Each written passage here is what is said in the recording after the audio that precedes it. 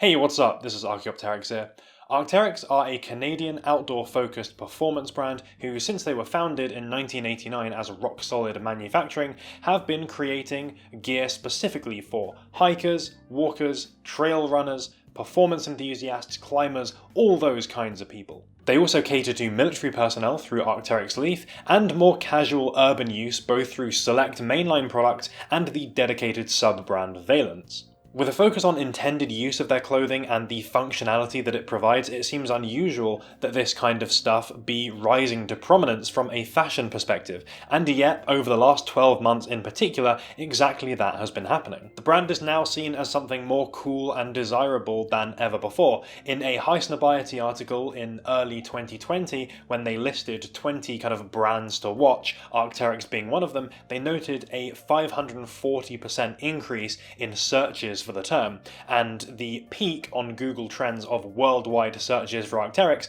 was last month. I'm very much a fan of the brand, and we've been talking about Arc'teryx on the channel since the relatively early days. And I've got some ideas coming up for some stuff which really focuses on that performance aspect and the overall wearing experience of some of this gear. But for now, we're looking at what exactly is driving this newfound popularity for Arc'teryx, and is it pure hype, or are there legitimate reasons to want to get involved with the brand as well?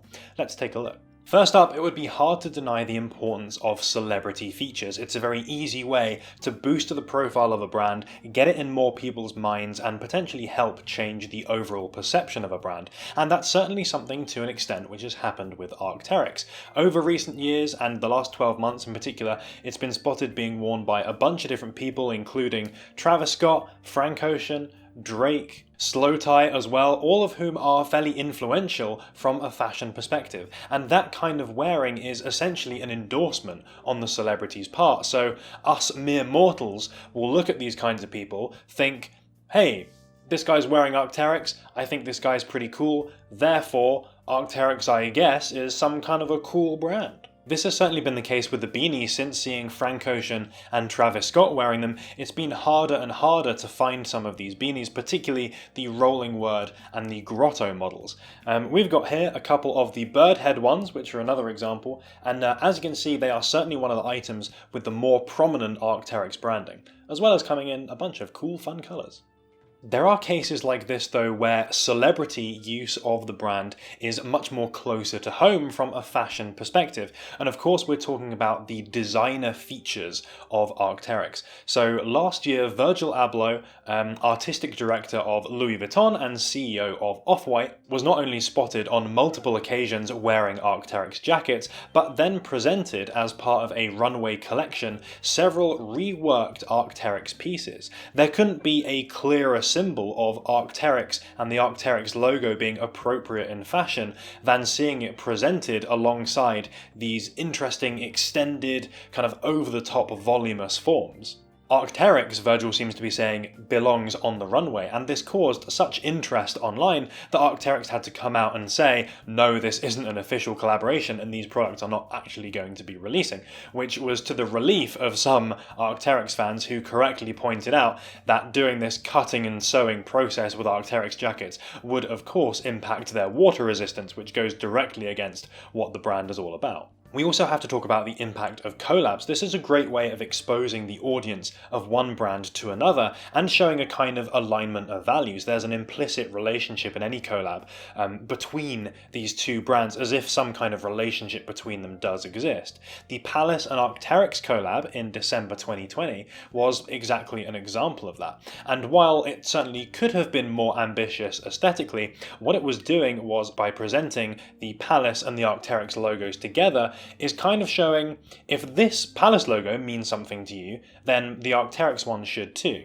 Palace is a skate brand with lifestyle and streetwear appeal, so the implication is that Arc'teryx too is a brand that you should be interested in if you have that kind of interest in streetwear or looking good. It's worth noting though that while this is their first kind of full collaborative collection, this is by far not their first collaborative product. They've done quite a few with Japanese retailer Beams, presenting both bags and jackets, and they did for Japanese retailer Oshman's a collaborative jacket and bag to celebrate their 20th anniversary. The prices of all of these items increasing quite significantly over the past year, I suppose, is evidence enough of Arc'teryx's increasing popularity. And on that topic, if anyone is selling the 2018 Beta SL, the green and blue one from that Beams collection, then hit me up because I think it's sick. All these things absolutely show Arc'teryx's rise in popularity and help perpetuate it too, and there's definitely been a filtering down effect to many of your average streetwear fans who are now looking to pick up a piece of the brand. I got the chance to speak with Matt, who is one of the admins of the Arc'teryx Talk Facebook group and Instagram page, which is a dedicated place to buy, sell and talk about Arc'teryx. He's seen the group double in size since the beginning of the year, which is an absolutely massive level of growth, and also noted that there was a particular shift when the Palace collab dropped, which caused a little bit of a crazy morning, even despite them raising the drawbridge in anticipation of exactly that occurring. Now they're seeing a lot of people buying very old, beaten up Arc'teryx jackets, things that will likely fall apart in a few wears just so that they can get involved with the brand. Beanies and bucket hats are some of the most sought after items, which are both the cheapest and tend to have quite prominent Arc'teryx branding.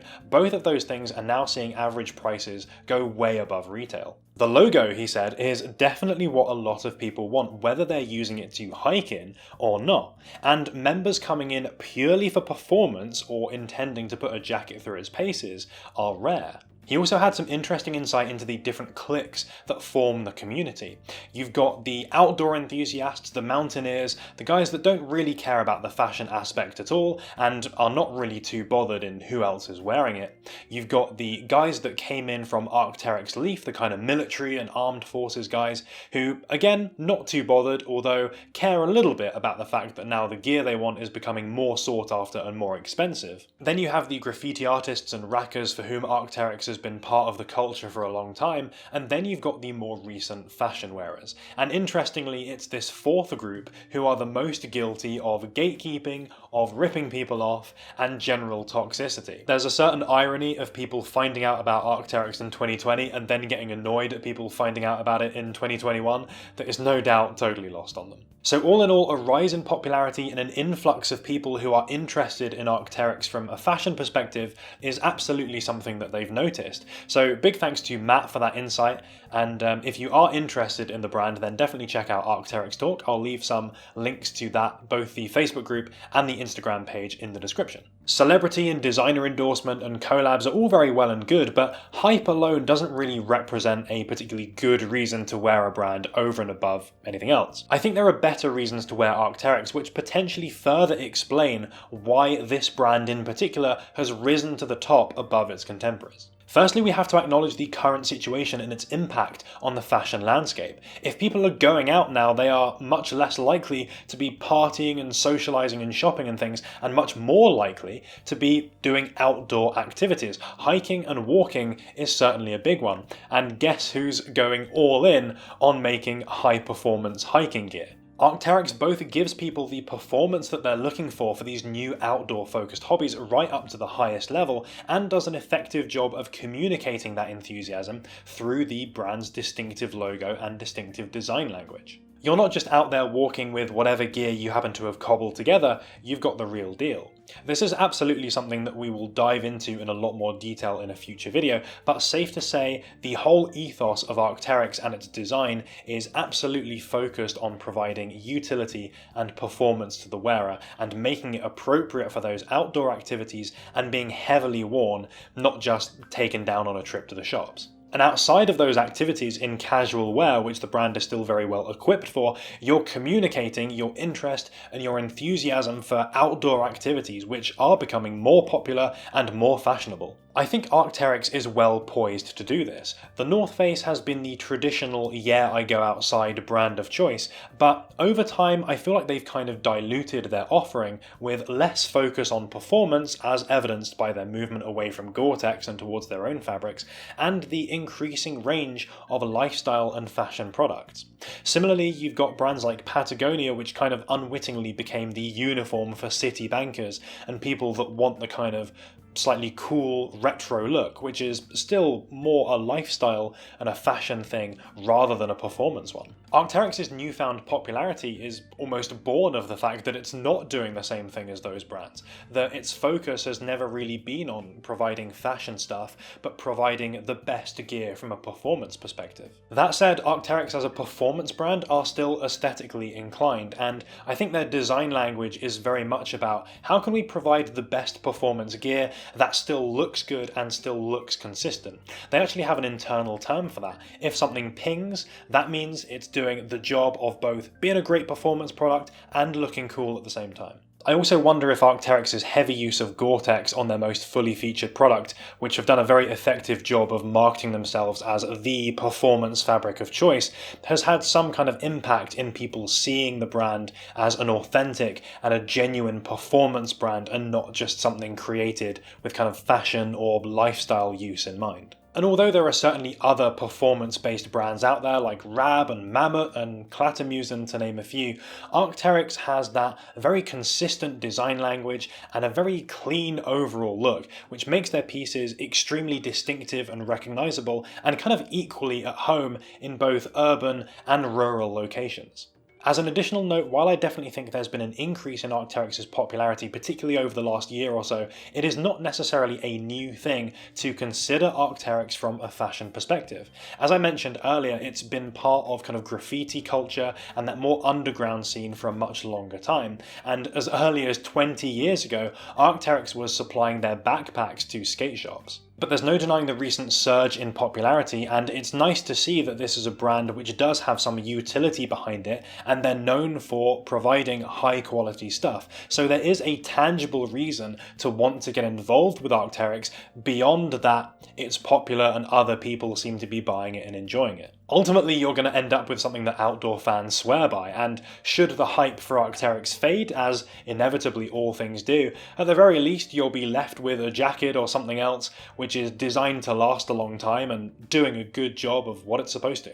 So hopefully that's been a helpful intro to Arc'teryx if you're not too familiar with it already, and if it does sound like a brand that's up your street, then definitely keep an eye out because we'll be doing some more stuff where we go a bit deeper into the performance and what it's actually like to wear and experience Arc'teryx, and ultimately if it's worth it. I'll also drop links to a bunch of articles or resources about this relationship between Arc'teryx and fashion, some of which I referenced in this video, so you can do a little bit of further reading if you want. But for now, that's everything on Arc'teryx, so let me know down there in the comments if you've got any thoughts on this brand. Maybe you're a long-term fan and you think it's really cool to see all these new people getting interested in Arc'teryx, or maybe you're a relative newcomer and kind of just exploring what this kind of performance-based world is all about. Either way, let me know your thoughts in the comments. And as always, thank you so much for watching. If you enjoyed the video, please do give it a like because it is super appreciated and very helpful.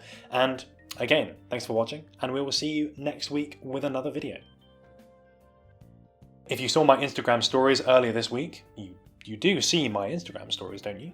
You'll know Arc'teryx were kind enough to send over a bunch of stuff from their latest collection to talk about in more detail on the channel. I was actually kind of coming up with the concept and doing the script for this video when it kind of occurred to me it would be great to do something that's a bit more of a follow-up that talks more about the clothing, so I got in touch with Arc'teryx on that basis. So yeah, I'm really excited about talking about that stuff in a little bit more detail, so just wanted to mention that and just be clear, I suppose, that I'm not making this video talking about Arc'teryx being hyped because Arc'teryx slid in the DMs or anything. It wasn't like that. Shout out to Big Man Thor, both absolutely savage and very accurate on the Doom Life video. And shout out to the Bat for correctly identifying the kanji on the Doom Life stuff, meaning fate or destiny apparently, so there you go. Thanks for making it all the way to the end of the video. If you want to catch some more, there's going to be links going up at the top, and if you haven't subscribed yet, then definitely consider doing so, because we've got more Arc'teryx stuff, that's for sure, and a bunch of other cool techwear brands as well. So yeah, hit the button and you can check them out first.